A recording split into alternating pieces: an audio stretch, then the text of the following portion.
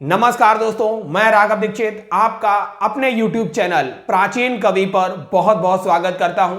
दोस्तों, आज की वीडियो के अंदर हम आपको ऐसे महान कवि का जीवन परिचय कराने जा रहे हैं। अगर दोस्तों आप क्लास 10 से लेके MA तक कोई भी एग्जाम दे रहे हैं हिंदी साहित्य का, तो आपके लिए ये रामबाण वीडियो सिद्ध होगा, क्योंकि इस वीडियो के अंदर हम आपको तरीका बताएंगे जीवन परिचय किस तरीके से लिखते हैं, और हम सूरदास जी के जीवन परिचय को इस तरीके से कवर करेंगे कि आप इसके अलावा कहीं और से सूरदास जी को पढ़ने की जरूरत नहीं पड़ेगी। तो आइए दोस्तों, बिना समय व्यर्थ किए हुए हम शुरुआत करते हैं सूरदास के जीवन परिचय की।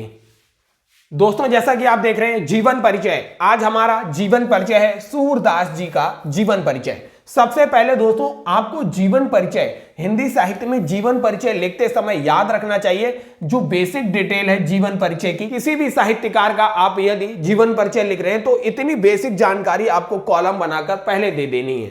जैसे जन्म 1478 ईस्वी में हुआ था सूरदास जी का, सबसे पहले नाम लिखा था सूरदास जी, और जन्म 1478 ईस्वी में। जन्म का स्थान आगरा के निकट एक रुनकता नामक ग्राम में हुआ था इनका जन्म, ये याद रखना है आपको।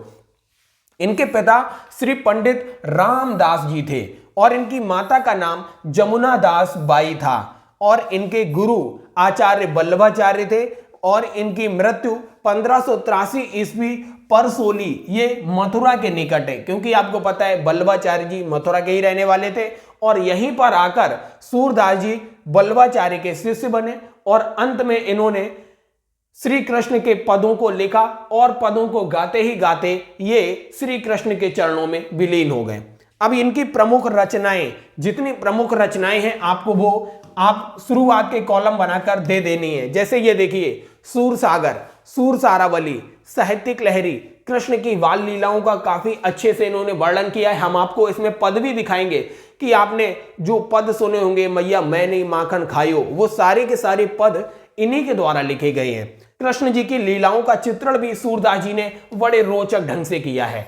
अब आइए सबसे पहले हम जीवन परिचय पढ़ लेते हैं, इनका जीवन परिचय। किसी भी साहित्यकार का अगर आप जीवन परिचय लिख रहे हैं तो सबसे पहले जीवन परिचय में आपको उनका पूरा विवरण दे देना है, फिर इसके बाद उनका साहित्यिक परिचय लिखना है। साहित्यिक परिचय के बाद फिर उनकी भाषा शैली बताना है, और भाषा शैली के बाद उनकी कृतियां देना है, और अंत में आपको हिंदी साहित्य में उनका क्या स्थान रहा यह बता देना है। आइए दोस्तों, शुरू करते हैं इनके जीवन परिचय को। भक्तिकालीन महाकवि सूरदास जी का जन्म रुनकता नामक ग्राम में 1478 ईस्वी में पंडित रामदास जी के घर हुआ था। इस तरीके से आपको प्रभावपूर्ण भाषा शैली होनी चाहिए आपकी भी। क्या है? भक्तिकालीन महाकवि सूरदास जी का जन्म रुनकता नामक ग्राम में 1478 ईस्वी में पंडित रामदास जी के घर हुआ था। सूरदास जन्म से अंधे थे या नहीं, इस संबंध में भी विद्वानों में मतभेद है, क्योंकि जो कृष्ण की बाल लीलाएं और प्रकृति का वर्णन उन्होंने जितने गहनता से किया है, उस आधार पर कई साहित्यकार ये अनुमान लगाते हैं, कई विद्वान ऐसा अनुमान लगाते हैं कि एक जन्म से अंधा व्यक्ति इतना मनोरम और इतना सजीव चित्रण कैसे कर सकता है अपनी रचनाओं में। इस वजह से ये विवाद का विषय है कि वे जन्म से अंधे थे या नहीं। अब दोस्तों देखिए, सूरदास जी एक बार वल्लभाचार्य जी के दर्शन के लिए मथुरा गए, गऊ घाट पर गए थे। उन्हें स्वरचित पद गाकर सुनाया। वल्लभाचार्य जी ने तभी उन्हें अपना शिष्य बना लिया।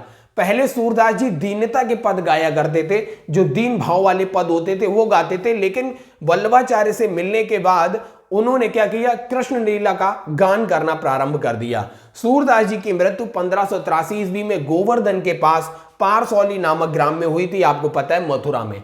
अब दोस्तों देखिए, इनका साहित्यिक परिचय देखते हैं। सूरदास जी महान काव्यात्मक प्रतिभा से संपन्न कवि थे। तो याद रखना है आपको, काव्यात्मक प्रतिभा से संपन्न, इस तरीके की भाषा शैली यूज करना है। कृष्ण भक्ति को ही इन्होंने काव्य का मुख्य विषय बनाया, क्योंकि कृष्ण की ही भक्ति, आप देखेंगे सूरदास जी ने जितनी भी रचनाएं की हैं उसमें कृष्ण की ही भक्ति को चित्रित किया है। तो आपको याद रखना है इनका मुख्य विषय काव्य का क्या रहा है, कृष्ण भक्ति।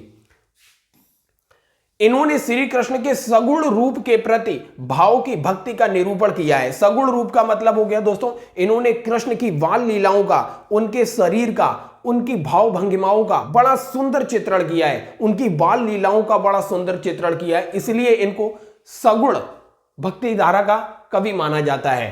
तो याद रखिए, इन्होंने मानव हृदय की कोमल भावनाओं का प्रभावपूर्ण चित्रण किया है। अपने काव्य में भावात्मक पक्ष और कलात्मक पक्ष दोनों पर इन्होंने अपनी विशिष्ट छाप छोड़ी है। अब दोस्तों इनकी भाषा शैली देखिए, सूरदास जी ने अपने पदों में ब्रज भाषा का प्रयोग किया है। पहला पॉइंट आपको नोट करना है, सूरदास जी की भाषा शैली क्या है? ब्रज भाषा। ब्रज भाषा इनकी है और इनके सभी पद गीतात्मक हैं। इनके जितने भी पद हैं आप उनको गा सकते हैं, गीतात्मक रूप में, गीत के रूप में है, जिस कारण इनमें माधुर्य गुण की प्रधानता है। माधुर्य गुण की प्रधानता का मतलब हो गया, माधुर्य का अर्थ होता है शहद से मीठा, शहद जैसा मीठा। तो याद रखिए, इनके गीत जो हैं कृष्ण की बाल लीलाओं का और कृष्ण की लीलाओं का चित्रण इस ढंग से करते हैं कि लोग उसमें शहद के रस का अनुभव करते हैं। मतलब इतना माधुर्य है, इतना मीठा है। इन्होंने सरल एवं प्रभावपूर्ण शैली का प्रयोग किया है। इनकी शैली जो है काफी सरल है, कोई भी व्यक्ति समझ सकता है। प्रभावपूर्ण शैली का प्रयोग है। इनका काव्य मुक्तक शैली पर आधारित है। कई दोस्त इस बात को जानते नहीं है, मुक्तक शैली होती क्या है। दोस्तों जैसे अगर मैंने दो छंद लिखे, पहला छंद और दूसरा छंद, यदि दोनों छंद अपने अपने में अलग हैं, मतलब पहला छंद कुछ और बात कह रहा है, दूसरा छंद कोई दूसरी बात कह रहा है, एक दूसरे से मुक्त हैं, एक दूसरे से संबंधित नहीं है, ऐसी शैली को मुक्तक शैली कहते हैं। तो याद रखिए, पहले छंद में कोई और बात हो और दूसरे छंद में कोई और बात हो, तो इसी शैली को कहते हैं मुक्तक शैली। कथा वर्णन में वर्णनात्मक शैली का प्रयोग किया है, मतलब जिस कथा को ये उठाते हैं उसको पूरा वर्णन कर देते हैं, बीच में नहीं छोड़ते हैं। दृष्टकूट पदों में कुछ क्लिष्टता अवश्य आ गई है। ज्यादातर इनकी भाषा शैली सरल है, लेकिन कहीं कहीं पर थोड़ी जटिलता भी दिखाई पड़ती है। इनकी कृतियां सूरसागर, सूरसारावली, साहित्यिक लहरी, कृष्ण की बाल लीलाओं का वर्णन है, कृष्ण की लीलाओं का चित्रण है। अब दोस्तों इनका साहित्य में स्थान देखते हैं। सूरदास जी साहित्य के महान काव्यात्मक प्रतिभा संपन्न कवि थे। इन्होंने श्री कृष्ण की बाल लीलाओं और प्रेम लीलाओं का जो मनोरम चित्रण किया है वह साहित्य में अद्वितीय है। हिंदी साहित्य में वात्सल्य वर्णन का एकमात्र कवि सूरदास जी को ही माना जाता है, क्योंकि इन्होंने कृष्ण की वात्सल्य का, आप देखिए, इन्होंने कृष्ण की जो बचपन की लीलाएं हैं माता यशोदा के साथ, गोपिकाओं के साथ, और कृष्ण की जो ब्रज की बाल लीलाएं हैं उनका जो मनोरम वर्णन किया है। इसीलिए आप देखिए लिखा है, वात्सल्य वर्णन का एकमात्र कवि सूरदास जी को ही माना जाता है। इन्होंने विरह वर्णन का भी अपनी रचनाओं में बड़ा ही मनोरम चित्रण किया है। आप देखेंगे जब कृष्ण ब्रज से मथुरा चले जाते हैं तो गोपिकाओं और कृष्ण के बीच जो विरह के क्षण आते हैं, उन विरह के क्षणों को भी सूरदास जी ने भली भांति गाया है। आप देखेंगे जब उद्धव जी को भेजा जाता है गोपिकाओं को समझाने के लिए और उद्धव जी को प्रेम का पाठ पढ़ाया जाता है, वो भी दृश्य जो है काफी मनोरम रूप से प्रस्तुत किया है सूरदास जी के द्वारा।